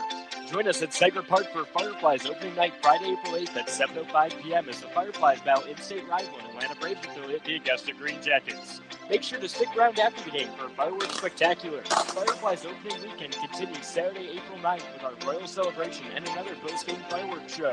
Bring the whole family for Sunday Fun Day where kids can run the bases after the game. Tickets start at just $5. Visit FirefliesTickets.com to get your tickets today. Parents ask, what's the best way to save for college? I'm State Treasurer Curtis Losses, and my answer is always open a Future Scholar 529 college savings account. It's easy. You can get started online with any amount. It's flexible to adapt to your child's college dreams. And you can deduct 100% of your contributions from the South Carolina state tax return. So what are you waiting for? Go to FutureScholar.com and see why it's the smart, easy way to save for college. FutureScholar.com. Hi, this is Phil Kornblut of Sports Talk here with Major Billy Downer of the Department of Natural Resources. What words of wisdom do you have for those hitting the water this summer? Phil, collisions can be prevented easily if every vessel operator fulfills three major responsibilities. One, practice good seamanship. It's the responsibility of every boat or PWC operator to take all necessary action to avoid a collision. Two, keep a proper lookout. Failing to keep a sharp lookout is the most common cause of boating collisions. And finally, maintain a safe speed. Remember, boat safe, boat smart.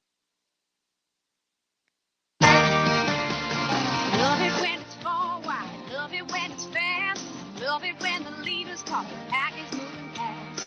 Love it when they're making lots and lots of noise. Can't wait to hear these W's say. Boogity, boogity, boogity. Let's go racing, boys.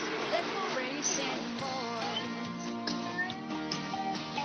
Love it when they're drafting, love it when they slide. Love it when the back's straight, the throttle's open wide. Love it when they're making lots and lots of noise. Can't wait to hear these W's say. Boogity, boogity, boogity. Let's go racing, boys. Let's go racing, boys. Boys, everybody's looking at me. Racing, boys. They're wondering what I'm Let's go doing. racing, boys. Let's go racing, boys. Y'all thought Darius Rucker was in here singing, didn't you? Uh-huh. They thought Darius Rucker showed up when they heard me starting to sing. Did I sound like Darius Rucker to anybody? Pat? Chris? Jeff? Splitting image. You think it was Darius Rucker? Right? Splitting eardrum image, maybe. There you go. Everybody, I'm telling you, people are walking by like, who is that and what is he trying to do? Welcome in Jeff Owens in the fast lane, live from Founders Park. He's going to give us an update on the Gamecocks. They're up 2-0. What's going on? Well, Vanderbilt's in town, so I decided to come see a good team play for a change. Oh, that's just but that's just cold. Yeah, we're off to a great start. They're up 2-0, so 3-0 actually. So looking pretty good so far. Yeah, what a turnaround from last night so far. It is the bottom of the first, but they got Sanders going, so you got to hope that holds up if you're a Gamecock. Okay, first of all, another tremendous race last week in Atlanta, right down to the wire. Are they fixing these races? Are they pre-planning to do something to make all these races go right to the last lap? Well, that was the object of this new car, and so far it's working. And, we talked last week about all the changes they made at Atlanta and the controversy surrounding all that, but the track turned out to be right because that was a fantastic race, the best race I've ever seen in Atlanta. You got to wonder now if some of these other mile-and-a-half tracks are going to consider doing the same thing because they definitely found the formula that worked down there, and they put on a fantastic race last week. What do you think the formula was? Was it the reconfiguration that they did, the new pavement? What combination of both? Well, yeah, I think it was a little bit of everything. I think it was changing the tracks, but we've seen over and over again, everybody loves speed. You want to see them go as fast as they can, but we've seen time and time again that the best formula for creating a good race is to slow the cars down, and that's what they did. They changed the track. They put restrictor plates on the cars. They use smaller engines. It bunches up the field, and it makes them have to race. And that formula worked last week at Atlanta, so I say keep doing that. Change some more of these tracks and use the same format and see if you can't duplicate it. Okay, we had the NASCAR police hard at work this week and a major penalty being handed out. What'd you think about that decision? Keselowski's team getting slapped pretty hard there.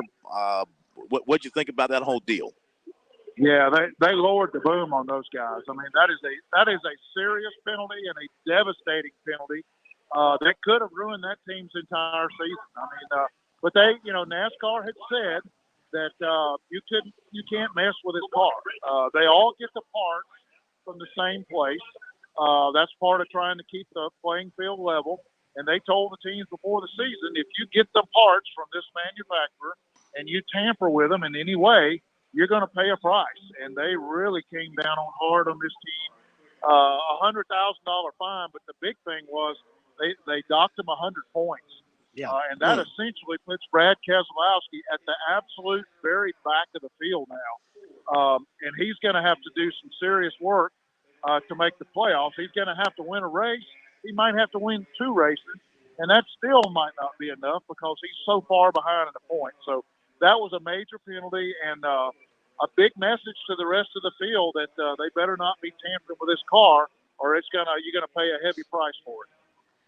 Jeff, Matt McCall, Keselowski's crew chief, is going to be suspended the next 4 races, which I think makes sense. But the 100 driver points that you pointed out is a huge, huge penalty, but it's almost like a police officer pulling you over on the side of the road for speeding and giving the violation and the ticket to the passenger.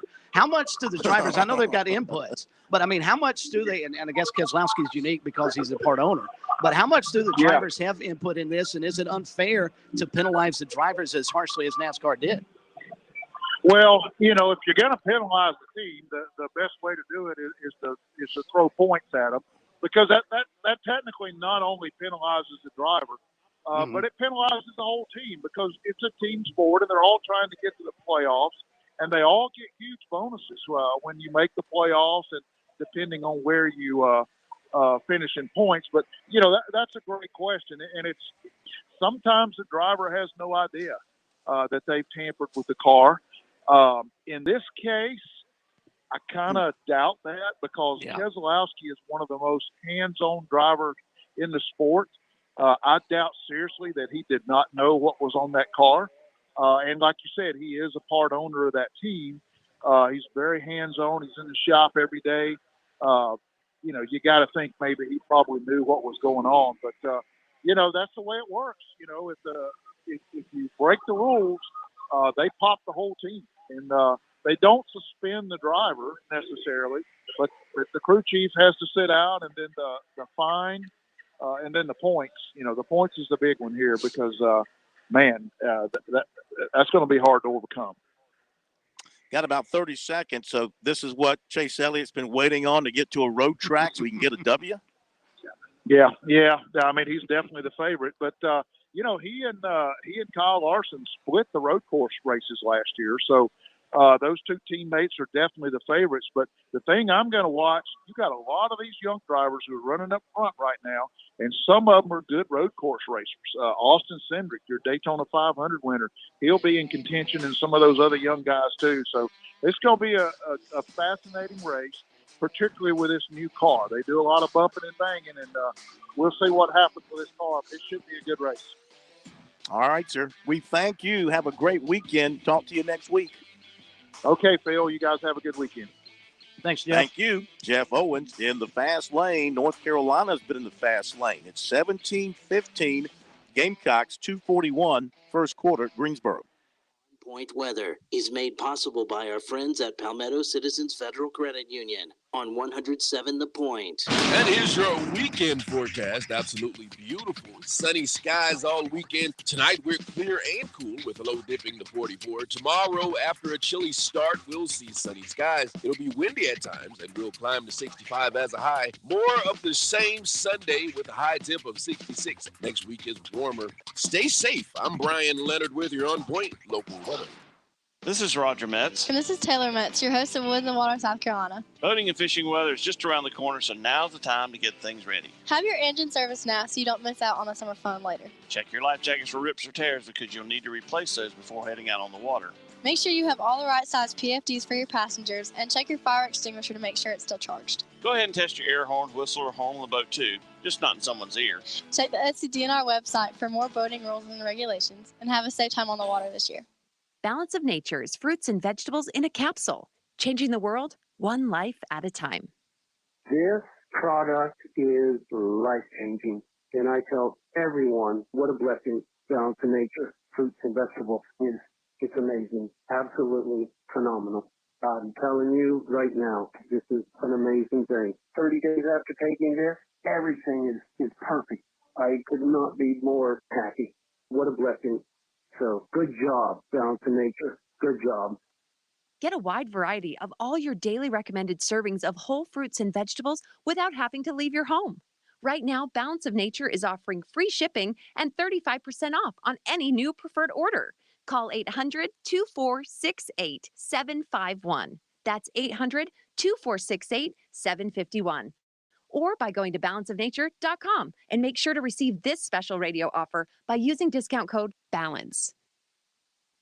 You know what? I get asked every now and then, Kev, when you say my guy, do you really have a my guy at Palmetto Exterminators? Well, I really do. Ron Byers is my guy. Do you realize I've been a customer of Palmetto Exterminators for 20 years this summer? That's over the course of 3 homes, longer than my kids have been around. I'm loyal to Palmetto Exterminators for several reasons. First, they do a phenomenal job with pest control for a very fair price. It's just not a concern around my home. They take care of everything from regular visits to termite inspection, mosquito care. This is a company that's been around for more than 60 years serving the Midlands. When they come around, they're clean, they're courteous, and they're on time. Look, it's not just me. When it comes to things like those pesky mosquitoes, Palmetto Exterminators voted best of Columbia in Columbia Metropolitan for their mosquito control. I could have told you that before anyone even voted. What else can you possibly need from your pest control company? If you're looking for someone to help you, look no further than my guy, Ron Byers, Palmetto Exterminators. Online, it's palmettoexterminators.net, or call them 254-5833, 254-5833.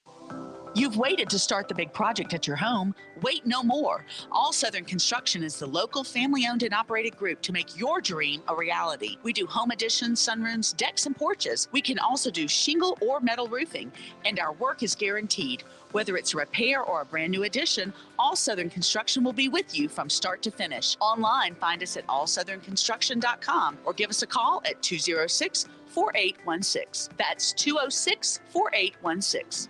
Hi, this is Marcia Clayman. And I'm Karen Pickard. We're your hosts for The Positive Point on Aging. We'll talk about aging gracefully and senior care every Tuesday morning from 8:30 to 9 o'clock a.m. Join us right here on The Point for The Positive Point on Aging. Brought to you by Oakley Village of Lexington. Everyone knows that here at The Point, we are all about supporting local businesses. We are all about local, local, local. You cannot get more local than my friend Greg McCoy and his business, Simplified Mortgage Solutions. Fran Halloran here. If you're buying a home or you're looking to refinance your current home, you owe it to yourself to call Greg. He is the real deal. You can expect Greg to treat you like you are his only client. You can expect Greg to scour the market to find you the best rate available. You can expect Greg to charge you a fair price for his work and his service. Why would you deal with some national company headquartered in who knows where when you can do business with Greg? Need further persuasion? Okay. I didn't even mention the good Greg does in our community by supporting local charities like Blue Star Mothers and Camp Chemo. Come on. You need to call Greg.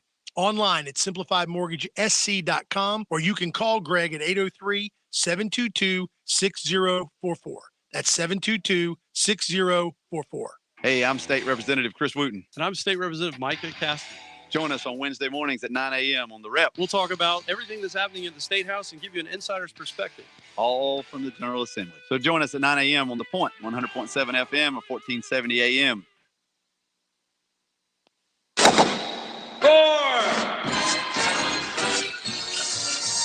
Straight down the middle. It went straight down the middle. Then it started to go just a wee bit. And that's when my candy lost sight of it. That little white pellet has never been found to this day. Okay, we take a step aside from the fast world of NASCAR and we slow it down just a little bit. By the way, North Carolina leading South Carolina women in Greensboro as they near the end of the first quarter, 23-22. Now we slow it down. USC baseball leading Vanderbilt 4-0, bottom of the second. Now we slow it down and talk a little golf at a leisurely pace. Playing through is George Bryan III, birdies and bogeys around South Carolina. Welcome in, George. How are you? Oh, I couldn't be better. And what a beautiful day. We're getting a little preview of spring. And I hear you're at a pretty good place. I picked up a little bit of the show earlier when somebody's got to throw back a 10-pound bass. Ooh. I was just trying to put myself in that situation, and I'm not sure I could. I would want to. Yeah. I would hope I would, but I don't know. I'm not in that situation. So, he showed me a picture of the bass, and that bass could have fed a family of 20. That thing was huge. I didn't think of that it thing way. was huge. Yeah. Hey, well, he was going to cook it. Hey. Well, I say he was going to cook it. Maybe that. See, that's me showing my ignorance about being a sportsman. That's probably one that ends up on your wall, right? You wouldn't have cooked it. You'd have probably put it on a plaque, right? I was thinking more about bragging, not cooking. But now that I'm sure it'd be good too.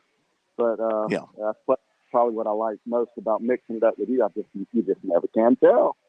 You never can tell. Never can tell. Hey, and we got some great golf stories going. I want to jump right in, and before going too deep and get into pro golf, got to recognize some of our local juniors and junior golf. We've talked about the one we're going to talk about in pro golf before quite a bit, and we started talking about him in junior golf. I remember calling you from the Olympic Club out in San Francisco, but more before we get there. So those of you who were hanging on and listening, we've had Coach Sargent on past. AC Flores, number one ranked boys in South Carolina. They've got a golf team right in the middle of Columbia that probably can compete with college teams. They're number one ranked. Got Bull and Spring, Spartanburg, Chapin. They're all kind of trading number one in the 5A. In 3A, Bishop England and Christ Church is top school in private school in the single A. And so I wanted to recognize in the Battle of the Dams, we had a pretty good story going. Wade Wyatt Harrell of Chapin, a senior. Nobody's really looking at him. He had the best tournament of his life a couple of weeks ago. Shot 2 under par and was the medalist. Chapin won that event. So I wanted to go ahead and recognize a few of the kids. And then now speaking of kids, I can recall speaking to you from the Olympic Club many years ago, talking about a kid that played behind us that we would have to watch out for. When I say us, I was just watching. It ain't us. I was watching G4, and Ben Martin was right behind him. Well, Ben Martin is leading the tour event down in the Dominican. A Clemson player is at 12 under par, and that's really cool to see. Jim and Susie, we've walked a lot of fairways together in the past, and Ben has been on what's called a medical for a few years. I would hope and pray he's healthy now, apparently by his scores. I think he is. It appears to me. So he's at 12 under, and that was the last I checked. Maybe you've got an update there, Phil. I think he's got a 2-shot lead over Smalley and Adam Shank. Shank's actually 3 ahead. Wesley was paired today with Graham McDowell. So Graham McDowell being a former U.S. Open champion, I would have loved to have been there. Was there this past weekend. I'll give you a chance to jump in if you could hear any of this. I hear plenty going on in your world. Well, we got some turkey calling going on, but I've got the story here of Ben Martin leading, and let me pull up the leaderboard here. Of course, they've got the big boys are playing in the World Golf Championship match play competition, which is still going on. But Ben Martin is 12 under. Yep, Ben Martin is 12 under. What's going on? You don't see much of this going on in golf, but that's when you say the big boys, they're just playing a little better now. And they are the world match play, and they're the better ranked players. In order to get in that event, you got to be ranked inside about the top 70 or so, and it's kind of cool to see some of the stories there. So Ryan Brim won a couple of weeks ago to earn his place, and I think he got in that field, or should have. But go ahead and give me an update on what's going on at WGC. All right. So, here's the one that you mentioned with Ben, and got several locals in this one down in the Dominican. So you mentioned Ben Martin, 2-shot lead, a pair of 66s. He leads Alex Smalley by 2 after 2 rounds. Bill Haas is at 5 under. Wesley, as you know, Wesley Bryan's at 2 under, as is Jonathan Bird. Bryson Nimmer's at 2. Scott Brown's at 2. DJ Trahan is at 1 under. And even, you got 2 gloves, Tommy Gainey. Doc Redmond's +1. Kyle Stanley is +1. So we got a number of guys from the state participating down in the Dominican. And I know you're keeping an eye on Wesley, and he's having to do some work related to the PGA Tour. Got to do what to get back up on the main draw? Yeah, he had one event last week. I was in Tampa, and the came down to the last couple of holes. He did not get it done, so he lost his what's called his status, his exempt status. But he's still in the game, and what he'll be playing under is what's called past champion. So he may get a few starts in the big leagues, and a number of players have been blessed with that status, and now you get a chance to find out what kind of game you have. And so at least he's very healthy. He looks great. And it's cool to see Jay Bird in there mixing it up. And then you mentioned Tommy Two Gloves. He finished tied for third 2 weeks ago in the same event that Ryan Brim won. Ryan Brim was playing in his last major medical start and won. So what a great story that was. Unfortunately, Two Gloves won't make the cut this week. I don't think. It looks like even pars out. Could be wrong. Nope. It said just flashed up. Two Gloves missed a cut at even par. It took, and Redmond missed the cut, obviously, at 1 over. But if you're at 1 under, I think you said Jay Bird is. So that's good to see. Jay Bird's been playing really good. Most people don't know. Go ahead. No, I was going to say you mentioned Lucas Herbert, and he lost in a playoff to Takumi Kanaya. if you were wondering about him. And then give me I've really been focused on the what's called the second event this week because of what you said, locals. But give me an update. I hadn't been following the big boys. Well, the playoff here, they had a playoff for round 3. So Will Zalatoris won, Scotty Scheffler won. I mentioned Takumi Kanaya won, and Kevin Na won. So, I mean, I don't understand the scoreboard here all that well. I guess those are the guys that were remaining who will advance to the weekend. Those winners, I guess, are advancing to the weekend. That would be my understanding. No, go ahead.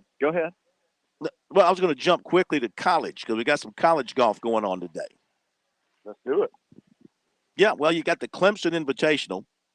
This is women's golf. The Clemson Invitational started today in Illinois. They're playing it at the Reserve at Lake Kiowee. We all know that's a beautiful track. Playing is 63.86 up in Sunset.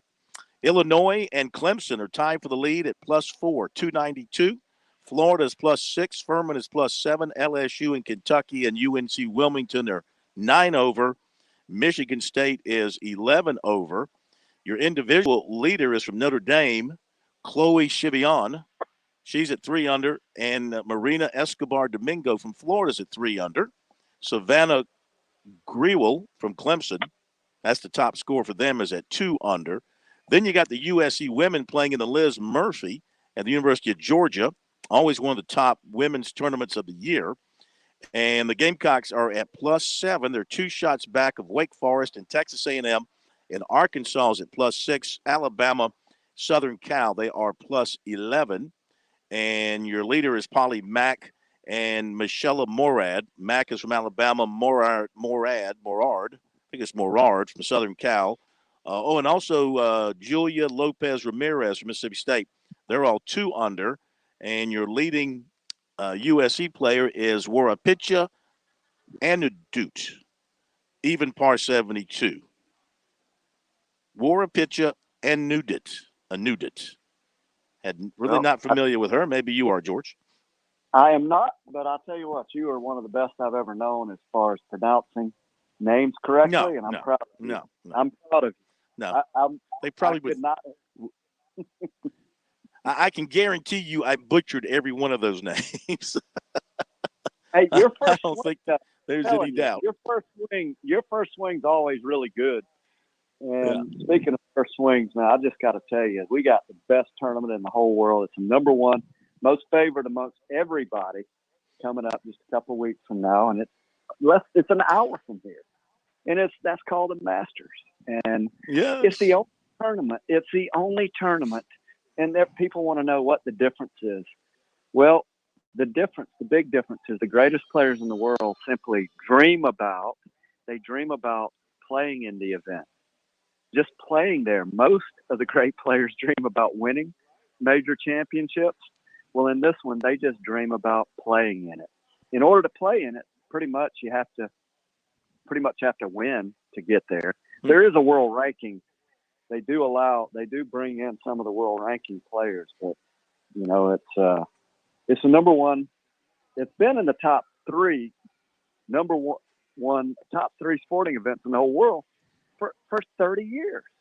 And heck, there's a lottery to get tickets. So this is when my heart starts beating golf about this time of year, Phil. And is it on your schedule for this season, 2022?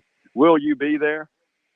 Well, the invitation for the 65th consecutive year passed me by. So I will not be there on an invite.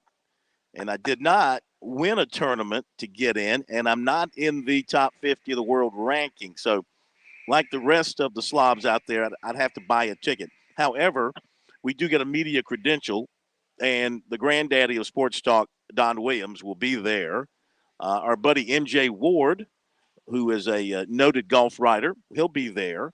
And you'll be adding your commentary as well. So we will have it well covered here on Sports Talk and the RBC Heritage next week.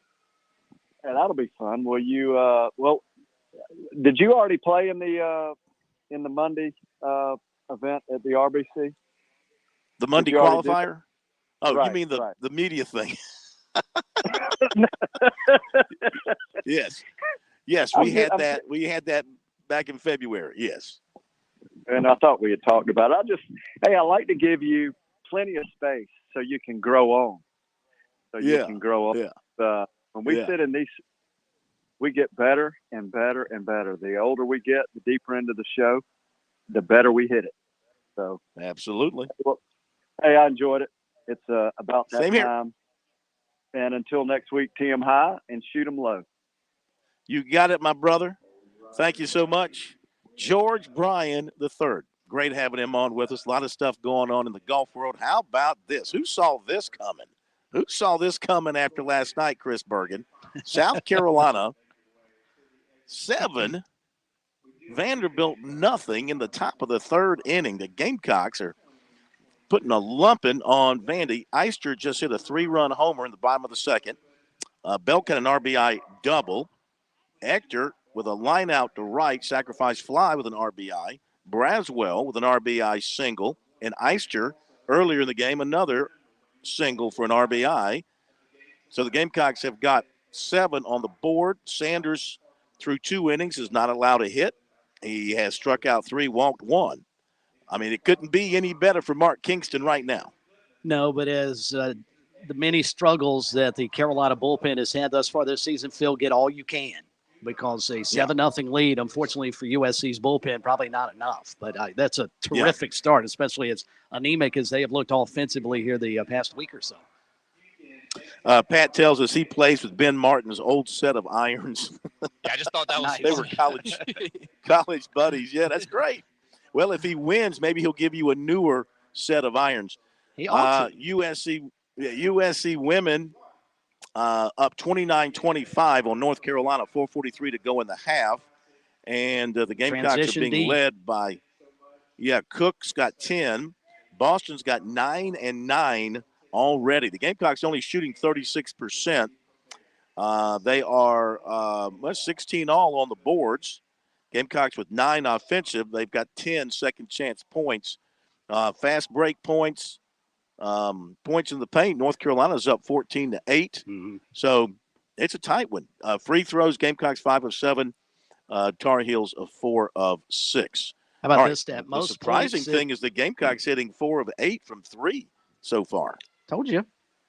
But what I was going to say, the more interesting thing is good is USC's defense has been. North Carolina scored the most points in the first quarter that the Gamecocks have given up all season.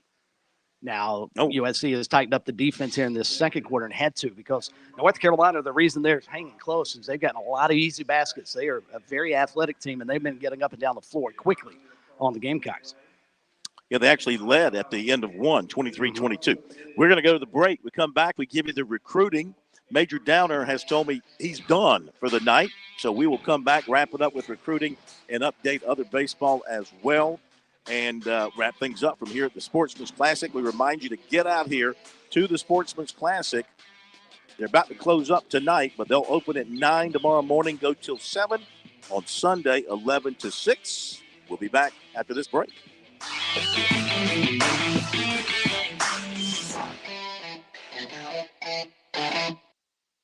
Life, it has its ups and downs.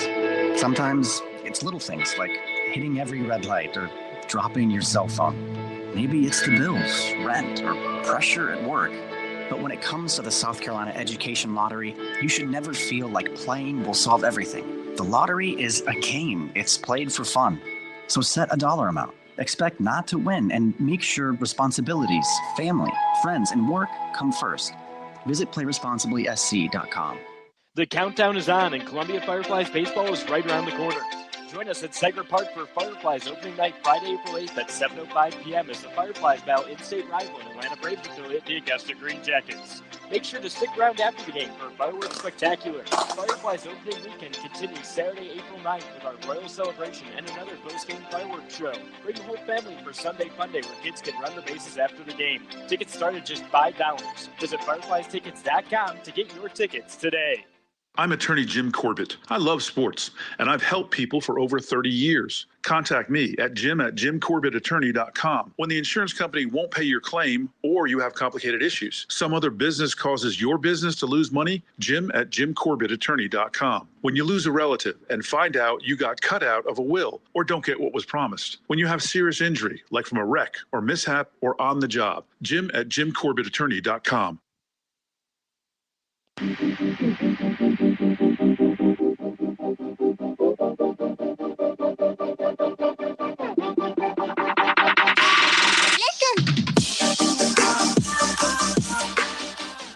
right, recruiting in a moment. I want to remind you, when your day calls for some winning, why not watch your favorite basketball team at Dave & Buster's? They've got massive HD TVs and hundreds of the hottest new games. When your day calls for some winning, it's time for Dave & Buster's, where you can watch the games and play the games. That's Dave & Buster's. Also, want to always remind you that when we take phone calls, you're reaching us on our South Carolina Education Lottery lucky number, 888-898-2525. Since 2002, more than $6 billion in lottery proceeds have been used to support South Carolina educational programs. Learn more about the Education Lottery's impact at seeducationlottery.com/educationwins. Playing for fun is a win for education. The guys wanted me to pass along that it's $10 for an adult ticket. Children get in free, 10 and under. Children 10 and under get in for free. An adult ticket to the Palmetto Sportsman's Classic through the weekend is only $10. Recruiting brought to you by Seawells. Don't forget the daily luncheon buffet all next week for Seawells, 11 till 2. Absolutely delicious. Very best in the catering business. The good folks at Seawells will take care of your every need. Their phone number is 803-771-7385. On the line at SeawellsCateringSC.com. So Clemson had in for a recent visit. Running back out of Montgomery, Alabama, Jeremiah Cobb, 5'11", 186. Two of his teammates signed with Clemson in the 22 class. He went in for the visit, kind of hoping for an offer. It didn't happen right then, but he did talk to C.J. Spiller. They're going to be watching him and just told him to keep doing what he's doing, and the offer will work its way out. It's not like he's sweating it for offers. He's got 31, including South Carolina, Auburn, Louisville, LSU, North Carolina, Tennessee, Florida, Florida State, Michigan, Nebraska, Michigan State, Penn State, Oregon, and Oklahoma State. So he is still going through the process. 2,163 yards and 30 touchdowns last season. This month, he's also been to Tennessee and Auburn. He went to North Carolina and Florida State in January, going to Georgia April 8th, also going to visit UCF. He's been to Auburn twice. The Tigers might be in the strongest position with him right now. USC target running back Trayon Webb of Jacksonville, named a top 5 today. USC, Florida, Baylor, Tennessee, Penn State. He'll take his official visit to USC on June 24th. Clemson in the top 11 was safety Dakari Nelson of Selma, Alabama, along with Tennessee, Penn State, UCF, Auburn, Arkansas, Ole Miss, Texas A&M, Oregon, Oklahoma, Florida State. 2024 defensive back receiver Jalen Crawford of Lilburn, Georgia, offered by USC, as was 2025 linebacker Gavin Nix of IMG Academy. 2024 offensive tackle Cam Pringle of Woodland is at Ohio State this weekend, going to Alabama April 2nd. He was offered by Ohio State on the visit, and he also was offered today by Michigan State. Linebacker Tony Rojas plans to visit Clemson April 6th, USC April 7th, Tennessee April 5th. USC target defensive end Xavion Hardy, offered by Auburn. Clemson target safety Bryce Thornton, offered by Michigan, as was Clemson target safety Robert Billings. Clemson target cornerback Braden Marshall, offered by North Carolina. Clemson and USC target defensive end TJ Searcy, offered by North Carolina. USC target 2024 tight end Jack Larson, offered by Alabama. Weekend visit plans for some USC targets. Safety Caleb Woodson to Louisville. Tight end Javante Connor, Virginia Tech. Safety Winston Berglund, Vanderbilt. Defensive tackle Xavier McLeod to Auburn today, Alabama tomorrow, and LSU on Sunday. Wren corner Trevon West, offered by Appalachian State. Beaufort defensive tackle Amon Smalls, offered by West Virginia. USC basketball coach Lamont Paris plans to visit Gigi Jackson of Ridgeview on Monday, first reported by Lou Bezjak of the State. His father told us that the parents talked with Paris on Wednesday night, but the son has not yet talked to him. They're going to meet Monday morning. Gigi plays in an underclassmen All-American game in Atlanta Saturday. Gamecock transfer Eric Stevenson is on an official visit to West Virginia today, according to stock risers. And that's Bob Huggins. So he goes from Frank Martin possibly to Bob Huggins. And, of course, Jermaine Kuznard is now in the transfer portal as well. That's recruiting. Be sure to check it out over the weekend on our website, SportsTalkSC.com, on Twitter. Use the hashtag STRecruiting. Okay. What you got there, Chris? You've been watching a number of things. What's up? Gamecocks slowly pushing out the lead right before halftime. They're up 37-29. And, we joke a lot about how many calls Duke normally gets on the men's side. I'm not sure they can rival what North Carolina's getting. They've committed one foul the entire second quarter. Against the team as physical as South Carolina is. North Carolina's only guilty of one foul. Well, maybe they don't play handsy. Maybe they play clean basketball. They are Tar Heels, Oh, yeah, and they obey all the rules, too. Always have that university. Yeah. And Gamecock baseball. This could be a great night for South Carolina. Gamecock baseball up 7-0 going to the fourth. Check our website. Stories on all these and more are there. Thank you, Pat. Thank you, Chris. Thanks to DNR. Major Downer. Have a great weekend. See you Monday.